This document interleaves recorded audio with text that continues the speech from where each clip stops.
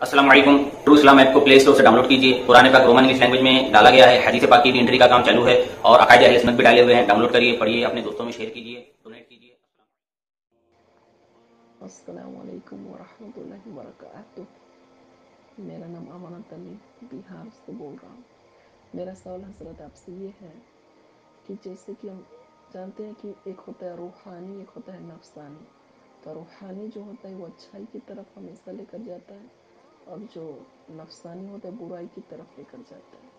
तो जैसे कि हर इंसान नफ्स रखते हैं, तो मुझे नबी पाक सल्लल्लाहु अलैहि वसल्लम के ताल्लुक से ये वसवसा आ रहा है, क्या हुजूर भी नफ्स रखते थे?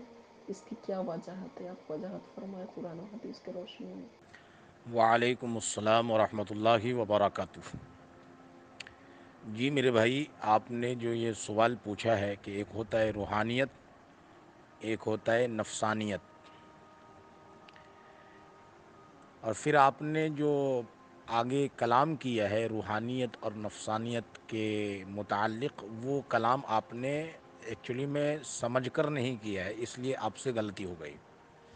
देखिए, ये बात बिल्कुल सही है कि रूहानियत इंसान को अल्लाह से करीब करती है और नफसानियत इंसान को अल्लाह से दूर करती है। तो नफसानियत का ये मतलब नहीं होता कि नफ्स इंसान का बुरा है। जब नफसानियत बोला जाता है तो उसका मतलब ये होता है कि उसके अंदर जो नफ्स है और नफ्स में बुराई जो उभर रही है, उसको नफसानियत कहते हैं। तो ये बात बिल्कुल सही है। जब अल्लाह ताला ने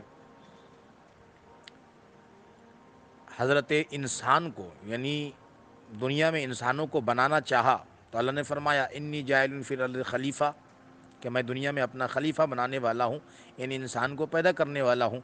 तो फरिश्तों ने कहा था कि ऐ मेरे मालिक, दुनिया में ऐसे इंसानों को पैदा करेगा जो खूरेज़ी करेगा, फितना फसाद करेगा। तो अल्लाह ताला ने फरमाया था इन्नी अअलमु मा ला तअलमून, मैं वो जानता हूँ जो तुम नहीं जानते। तो अब चूँकि फ़रिश्ते के अंदर नफ्स नहीं होता, इसलिए वो हमेशा इबादत में रहते हैं। अब इंसान को नफ्स दिया गया है। अब इंसान में तमाम अंबिया भी आ गए, सहाबा भी आ गए, वली भी आ गए और आम इंसान भी आ गया। सबको अल्लाह ताला ने नफ्स दिया है। रसूल करीम को भी अल्लाह ताला ने नफ्स दिया है। अब उस नफ्स को लेकर, उस नफ्स के बावजूद अल्लाह ताला का कुर्ब हासिल कर लेना और अल्लाह का नेक बंदा बन जाना, ये कमाल है। वरना नफ्स ना हो और सिर्फ इबादत करते रहो जैसे कि फ़रिश्ते कर रहे हैं, तो ये फ़रिश्तों से बड़ा कमाल है। इसलिए इस इंसानों को अशरफुल मखलूक़ात कहा गया है। अशरफुल मखलूक़ात इंसान को क्यों कहा गया? इसलिए कहा गया कि इंसान के पास नफ्स है, फिर भी इंसान अपने नफ्स को कंट्रोल करने के बाद अल्लाह का कुर्ब हासिल कर लेता है। जिसने अपने नफ्स को कंट्रोल कर लिया, अपने नफ्स की जो है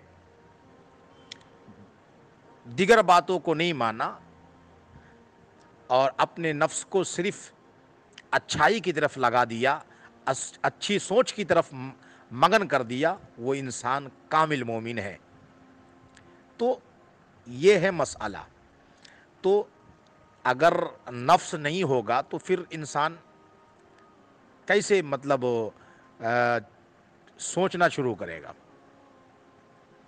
तो नफ्स है इंसान के पास, और रसूल करीम सल्लल्लाहु अलैहि वसल्लम भी इंसान है, लेकिन हमारी तरह नहीं है। वो जहाँ से इंसान की इंसानियत ख़त्म होती है, वहाँ से रसूल करीम की इंसानियत शुरू होती है।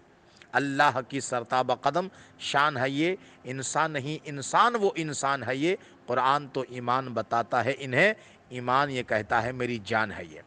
तो अब आप देखिए कि उसको यूँ भी समझिए कि हर इंसान के साथ शैतान होता है जो उसके नफ्स में गलत गलत बातों को डालता है। ठीक है, नबी करीम सल्लल्लाहु अलैहि वसल्लम ने फरमाया कि मैंने शैतान को पकड़ लिया, यानी रसूल करीम के साथ जो शैतान था, जो रसूल करीम को مطلب جو ہے غلط کاموں کی طرف ابھارنے کی کوشش کرتا تو اس سے پہلے کہ وہ ابھارتا رسول کریم نے اس کو پکڑ لیا اور پھر اس کو جو ہے باندھ دیا اور پھر اس سے کہا کہ تم مجھے کبھی پریشان نہیں کر سکتے۔ تو اللہ تعالیٰ نے نفسانی خواہشات ابھارنے والے شیطان کو رسول کریم پر غلبہ نہیں دیا ہے، بلکہ رسول کریم کو شیطان پر غلبہ دے دیا۔ اس لیے نبی کریم صلی اللہ علیہ وسلم نفس رکھ کر بھی کبھی غلط کام نہیں کیے اور آپ کو اللہ تعالیٰ نے معصوم بنایا۔